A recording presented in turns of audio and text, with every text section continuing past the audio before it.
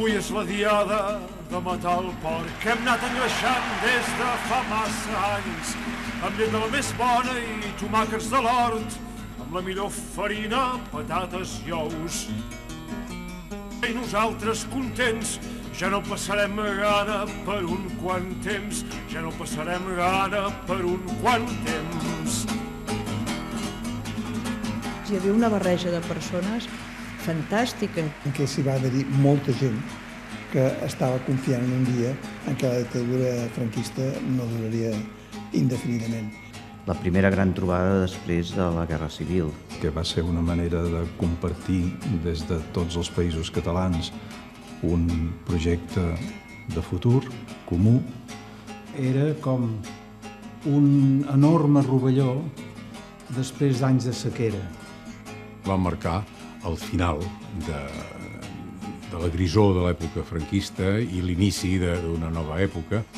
Va ser un moment d'una eclosió democràtica, jo diria, i sobretot d'il·lusió col·lectiva. Va ser l'instrument a partir del qual organitzarem el país.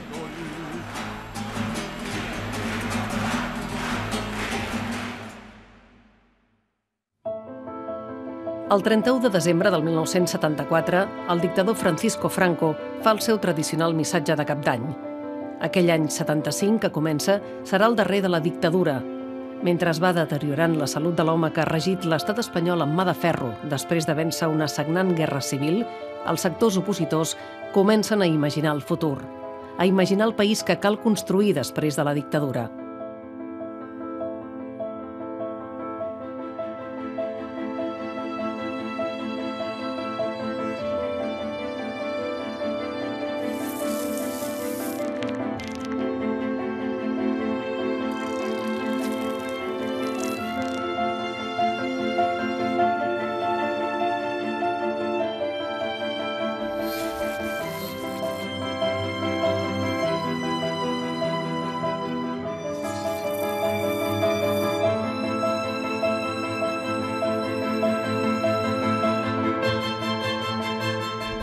Al tombant del 1975, un grup de famílies de Cornellà de Llobregat reclamen que s'imparteixin classes de català, tal com permet el decret d'educació del 1975, però que els inspectors d'ensenyament obstaculitzen.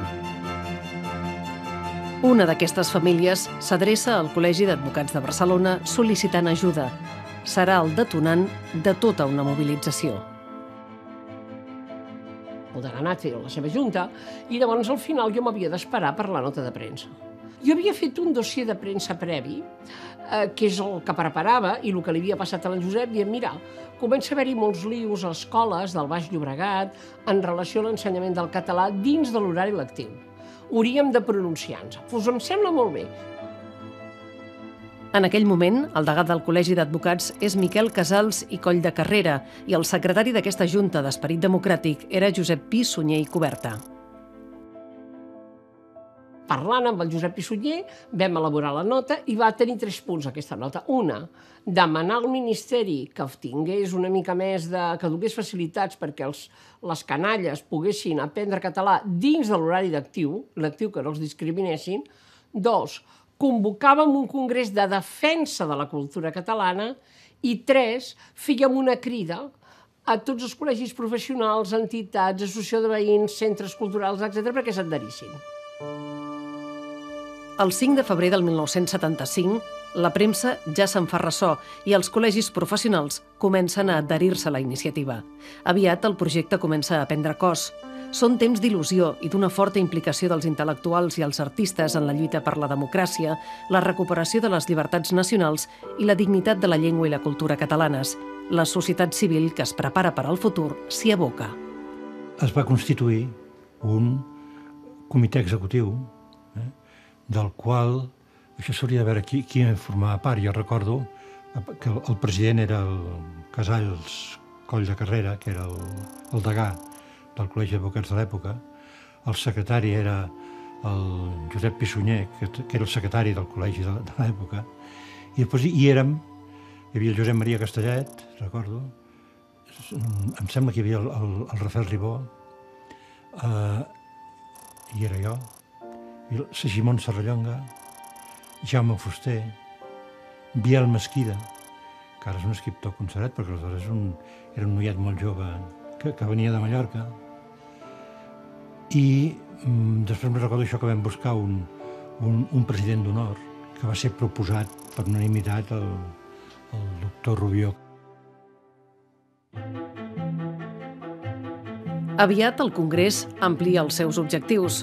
D'un congrés en defensa de la cultura catalana passa a ser un congrés que tractarà tots els aspectes que han de modelar el futur del país.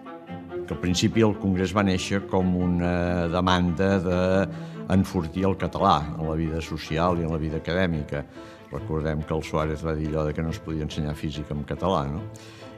Però que de seguida es va eixamplar aquest concepte de cultura a tots els aspectes de la vida social, institucional i política, no? Durant els dies 12, 13 i 14 de desembre de 1970, 300 intel·lectuals s'havien tancat a Montserrat com a acte de protesta contra el procés de Burgos, el Consell de Guerra que condemnava uns militants d'ETA a pena de mort. A partir d'aquell moment, els intel·lectuals adquireixen un paper molt rellevant en la resposta contra la dictadura. Anys més tard, el Congrés serà un producte d'aquest compromís dels intel·lectuals amb la democràcia i la cultura catalana. Es donava una curiositat en el desenvolupament del Congrés important. Per primer cop es barrejava, i no es tornarà a produir gaire més, ni gaire freqüentment, el que és el debat intel·lectual de pes, veient el conjunt del país i les necessitats del país, amb la mobilització popular. O sigui, certament no era un congrés d'erudits, sinó que era un congrés d'erudits acompanyats d'activistes que sortien per primer cop al carrer i guanyaven al carrer.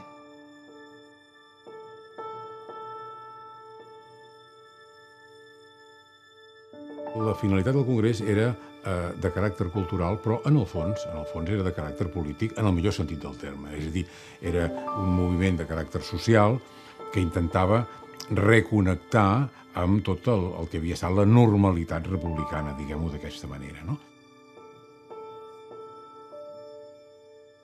El que és molt interessant del Congrés és que va utilitzar el concepte de cultura en un sentit antropològic ampli. De fet, és una mena d'estats generals de la cultura catalana, volia dir, del país. És una revisió de què havíem tingut abans del franquisme, de què havia significat el franquisme i de quina era la projecció de futur. El Congrés va ser una de les tantes instàncies unitàries que el país anava produint, aquesta específicament en el camp cultural i de defensa de la llengua i la identitat, que no n'hi havia cap altra, per tant va ser un aglutinador de moltes voluntats i molta gent.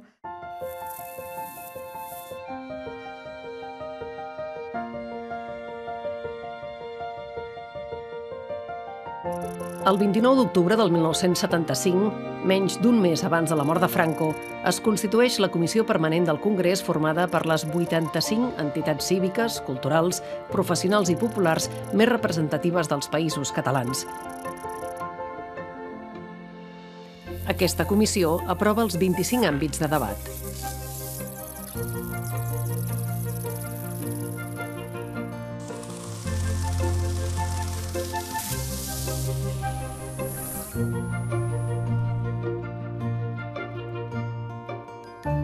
Per l'abril del 75 es nomena un president d'honor per cadascun dels països catalans.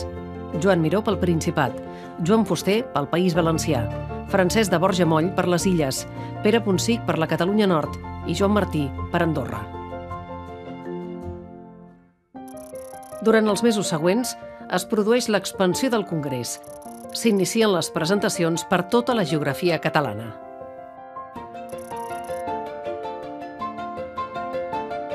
6 d'abril, a València. 12 de juny, Perpinyà. 27 de juny, Palma. 10 de novembre, Andorra la Vella. 8 de desembre, es presenta a Barcelona. Es va fer no monopolitzant el Congrés en un sol lloc, sinó fent que el Congrés fos itinerant i que cada àmbit es reunís per tot el territori. No vol dir que tots els àmbits anessin a tot el territori, sinó que els àmbits triaven una mica el territori on creien que que havien d'actuar. En l'època del Congrés n'hi havia una cosa que era evident, no? És a dir, el Congrés era de tot el territori nacional, però el gran motor estava a Barcelona, perquè en qualsevol país del món la capital és el motor. I per tant, el motor Barcelona el que era conscient de que no havia de fer, de que si havia d'invertir en qualsevol part del territori, invertia en peu d'igualtat.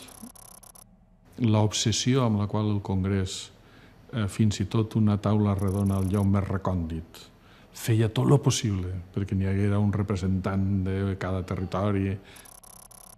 En el cas de Mallorca i de les Illes Balears en general va ser un factor molt positiu perquè a les Illes Balears s'estava fent una transició política, diríem, de baixa intensitat i, a més, poc autocentrada en les Illes Balears, en la mesura que els partits polítics de l'oposició o clandestins estaven molt lligats a partits estatals. El Congrés a les Balears va servir per aglutinar tots els sectors que des d'àmbits polítics havien estat lluitant contra la dictadura de Franco, també tots els sectors de resistència cultural i tots els sectors de defensa de la natura, el món educatiu, tots els sectors que es movien es van aglutinar i es van aglutinar les tres illes.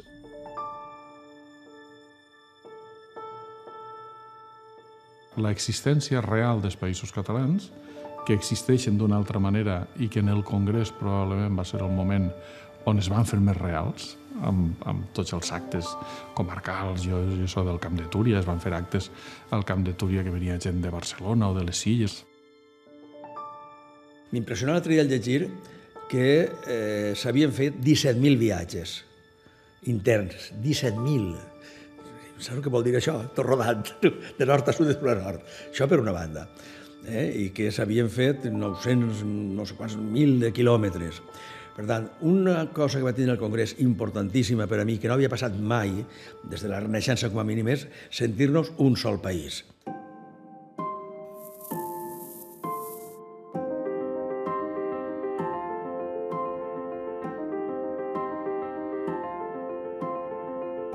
El Congrés aviat s'estén per tots els països catalans. Arreu es constitueixen grups locals, es fan actes, s'hi sumen esforços d'entitats i ajuntaments encara no elegits democràticament. En paral·lel, Josep Esparticó, que acabava d'impulsar el naixement del diari Avui, assumeix la gerència del Congrés. Amb el Vilavadal, Ramon Vilavadal, estàvem conversant i diu: mira, Pep, diu, el Congrés l'has d'agafar tu. Què dius ara? Tu no veus que estic rebentat de la campanya del diari Avui i a més hi ha tota aquesta batalla entre els dos congressos? No. Si no l'agafes tu, no l'agafarà ningú i estarem aquí encantats, empantanegats. Llavors, jo estava respirant per dins. Sigues el gerent, sigues el gerent, sigues el gerent. I amb el Ramon Vilavadal un dia vaig agafar una moneda i vaig dir: si surt cara, agafo la gerència. I si surt creu, també. I vaig agafar la gerència. I vaig veure ràpidament el gran problema que hi havia. El que faltava era projecte. Espar, un experimentat impulsor d'empreses culturals, posa en marxa la campanya per obtenir adhesions entre els congressistes al preu de 1.000 pessetes i per aconseguir aportacions d'entitats privades i públiques. Ell portarà el pes de l'organització al costat de Miquel Bès, que s'ocupa de les finances, i Jaume Fuster, que impulsa els debats. La gent feia adhesions, però esclar, les adhesions havien de costar diners.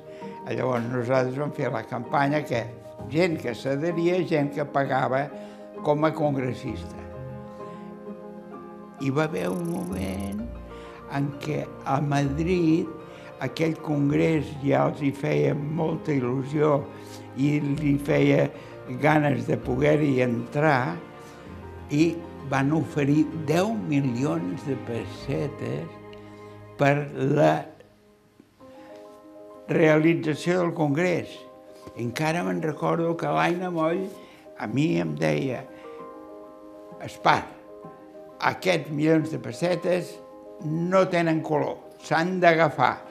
Jo li deia: Aina, aquests milions de pessetes ens condicionaran, no es poden agafar.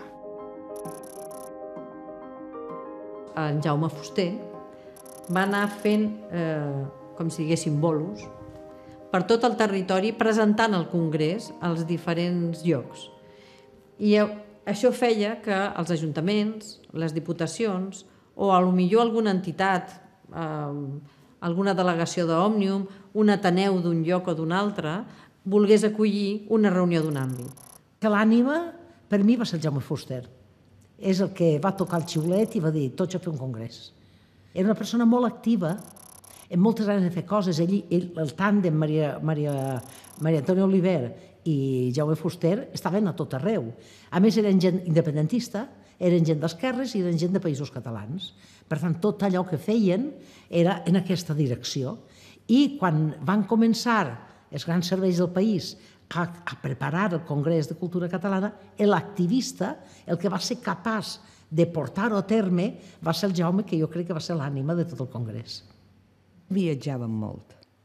La gent que treballàvem en el Congrés i la gent que estava en els àmbits, que portava els àmbits sense ànim de lucre, viatjàvem molt. Pels països catalans, esclar, no viatjàvem per l'estranger. I vam fer reunions en diversos àmbits, en diversos llocs. Vam estar en Palma de Mallorca, i vam estar en València, i vam estar en Praga, i, si no recordo malament, en Andorra. No ho he fet mai més de la meva vida, haver tingut una reunió a primera al matí aquí, una última al matí a València i a primera a la tarda a Mallorca, i tornar cap aquí, no?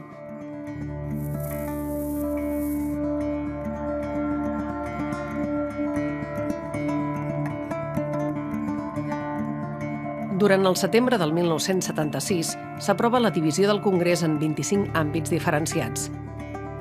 Es decideix que cada àmbit presenti els seus treballs a una població diferent i en dates successives, abans del novembre del 1977, data en què s'acabarà el Congrés.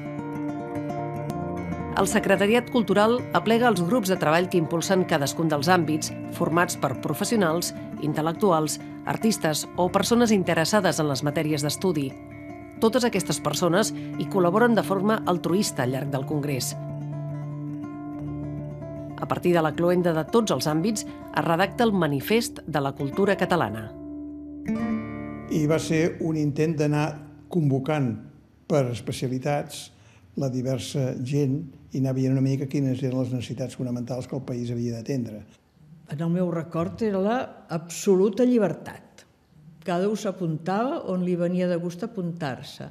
Jo estava fent una tesi sobre la història de la indústria tèxtil i al mateix temps col·laborava amb els sindicats del tèxtil que estaven, era el moment dels plans de reestructuració, era un moment de molta activitat i de molt debat sobre precisament polítiques industrials.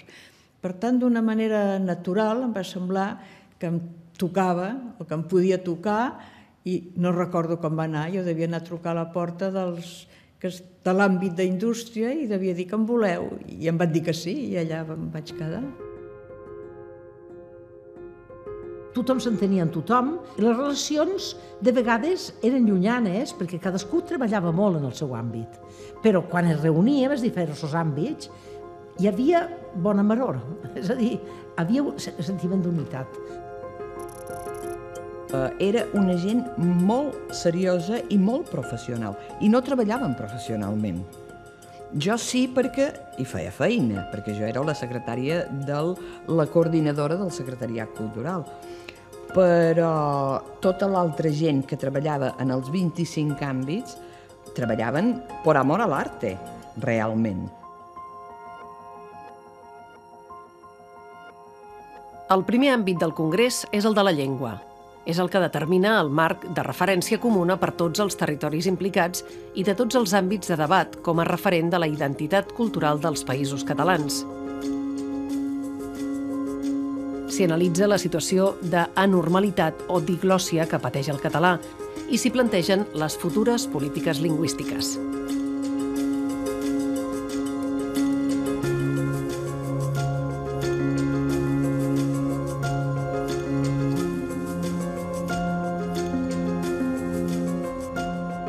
Vam fer una reflexió sobre com es podia estructurar, per exemple, la política lingüística, quin mena d'organismes hi podia haver, quines polítiques lingüístiques podien fer o no, i per tant va ser un principi de reflexió que va ser útil en el futur i que el que es va llavors proposar es va practicar en gran part.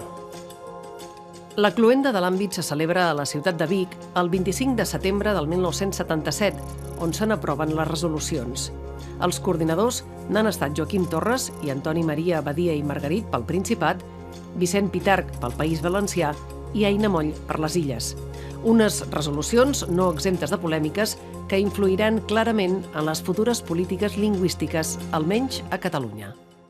Per exemple, una cosa que es va fer no d'immediat, però bastant de pressa, va ser l'estructuració d'un organisme dins de l'administració de la Generalitat que s'ocupés de la política lingüística per potenciar el català. Llavors això es va aconseguir no en el primer govern provisional presidit per Tarradellas, però sí en el primer govern, ja després de les eleccions, ja es va crear la Direcció de Política Lingüística. De moment va ser molt reduïda, però després es va anar estenent.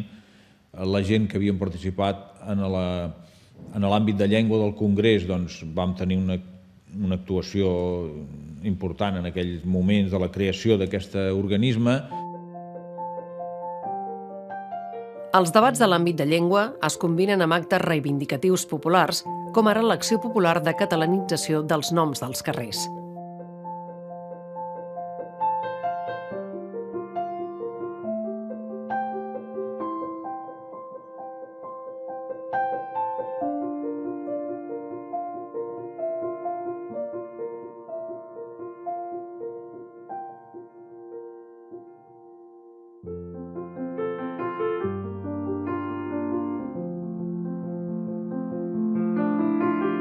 Jo penso que la idea de fer de la llengua catalana una llengua vehicular de l'ensenyament, que era un clam aleshores, és una batalla que s'acaba guanyant.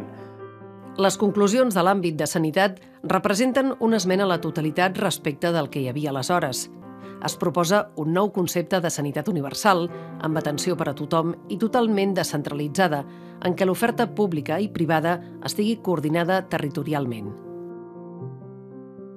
He de dir que va ser l'àmbit que va tindre més participació, l'àmbit que va aprovar totes les seves resolucions per unanimitat, una altra cosa estranya, i l'àmbit que va mobilitzar més il·lusió i més entusiasme al voltant dels treballs. La idea quina era? Doncs dotar a la futura Catalunya lliure, entre les cometes que vostè vulgui, d'un sistema sanitari modern, que fos per tothom, que tothom hi tingués accés, que estés a prop de tots els catalans. L'àmbit de sanitat rep el suport del Col·legi de Metges i el seu delegat és Ramon Espasa, futur conseller de Sanitat del govern Tarradellas. La cloenda de l'àmbit té lloc a Terrassa i és un model d'acte acadèmic entre metges, tècnics, polítics i usuaris. En aquells moments, nosaltres, jo mateix i tota la gent que treballava al món de la sanitat i al voltant del SUC, érem la idea hegemònica a Catalunya, és a dir, s'havia de fer un Servei Nacional de Salut. Això va impregnar l'àmbit d'estructura sanitària, després va haver la coincidència, o feliç coincidència, que vaig ser el primer conseller de Sanitat, i d'aquesta manera es pot dir que els treballs de tota aquella gent en l'àmbit d'estructura sanitària van acabar quallant amb un projecte del que me'n sento molt orgullós, que és el mapa sanitari de Catalunya, que és el que en definitiva ha marcat la pauta del sistema sanitari que avui tenim, és a dir, el sistema de salut d'èxit reconegut per tothom que avui té Catalunya, es pot dir que es va crear en l'àmbit, va néixer en l'àmbit d'estructura sanitària del Congrés de Cultura Catalana. Per tant, en aquest àmbit, el Congrés, un gran èxit. El tercer àmbit del Congrés és el de recerca. Els responsables d'aquest àmbit són Jordi Porta, de la Fundació Jaume Bofill, i Joan Albaigés, del Col·legi de Químics.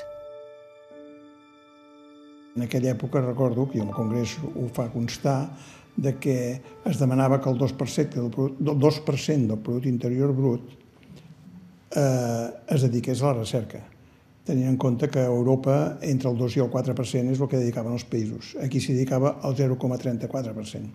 I això, diguéssim, aplicat en el cas de Catalunya, potenciar la professionalització de molts treballs d'investigació, potenciar algunes entitats com l'Institut d'Estudis Catalans, la Biblioteca de Catalunya, etc., instituts d'aquest tipus, crear un comitè científic i tecnològic de caràcter general. Es deia, per exemple, que calia un institut d'estadística, avui hi ha l'IDESCAT, que es necessitava un institut de cartografia de Catalunya, avui hi ha un institut cartogràfic.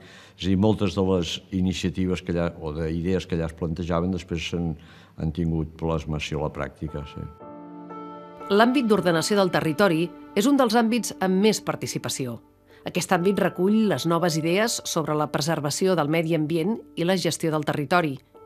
Al mateix temps, connecta amb els treballs de comarcalització de la República i defineix les vegueries territorials i crea la de les Terres de l'Ebre, amb Tortosa com a capital.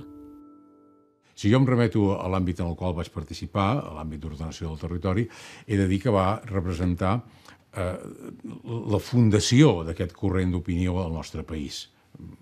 Parlar d'organització territorial, de conservació, rescat i salvaguarda del patrimoni natural, etc., en aquell moment era una cosa limitada a unes minories realment molt petites.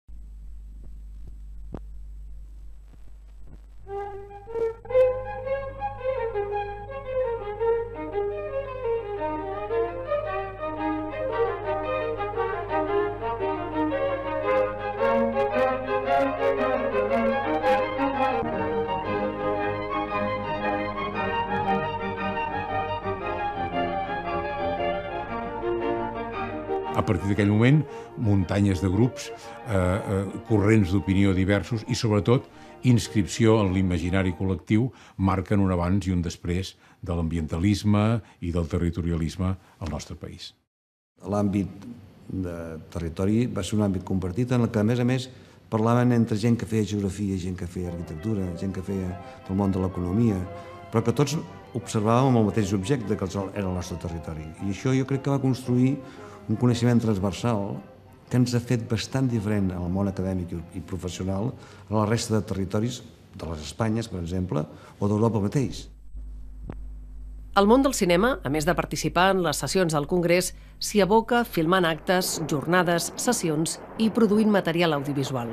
L'anècdota bàsica, i més que anècdota a conflicte, que es va produir dins de l'àmbit cinema, és en la definició que en aquell moment del que consideràvem cinema català o no.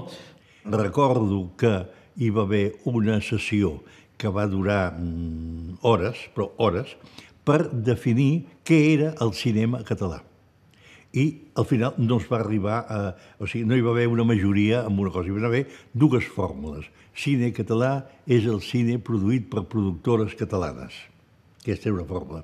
Però hi havia una altra, que també tenia molt de recolzament, que deia és el cinema fet a Catalunya en català. És a dir, la diferència estava en l'idioma. Vull dir, la primera fórmula acceptava que cinema fet aquí en castellà, per exemple, o en anglès o això, també era cine català. En canvi, hi havia uns altres que deien no, si no és en català, no és cinema català.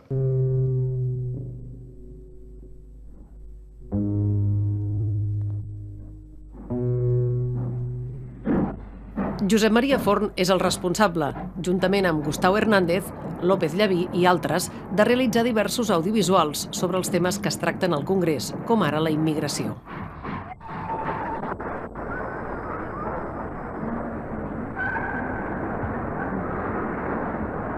Va néixer aquesta idea de fer un documental sobre la migració. I és quan jo faig, produïda pel Congrés de Cultura Catalana, el fet migratori i la nova catalanitat, en què utilitzava imatges de la meva pel·lícula, de la Pil Quemada, però, a més, utilitzava ja, com se diu això, dades,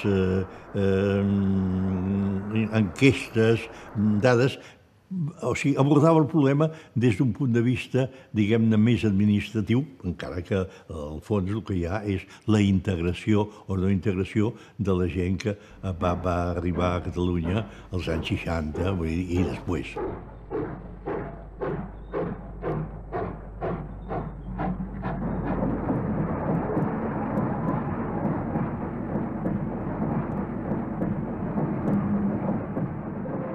L'àmbit d'arquitectura és impulsat per joves arquitectes que en les reunions del Congrés fa néixer el SERPAC, el Servei de Recuperació del Patrimoni Arquitectònic Català.